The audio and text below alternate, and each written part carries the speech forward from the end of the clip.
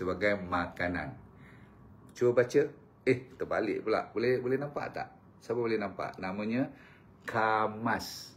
Dan dalam Kamas ni, projek utama saya ialah untuk memberi kuasa untuk membuka balik pembuluh darah, iaitu nitric oxide dengan stimulasi daripada rempah ratus ataupun daripada spice.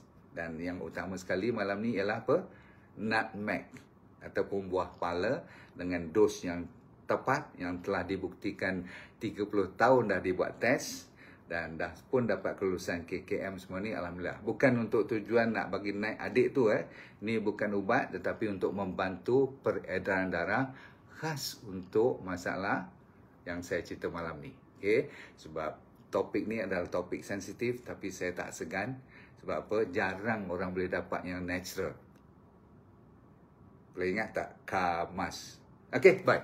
So, dah cukup. Jangan lupa, kalau siapa yang sudi, cuba dulu. Sebab dah ramai dah dapat manfaat. Cuma saya malam ni baru mula cerita.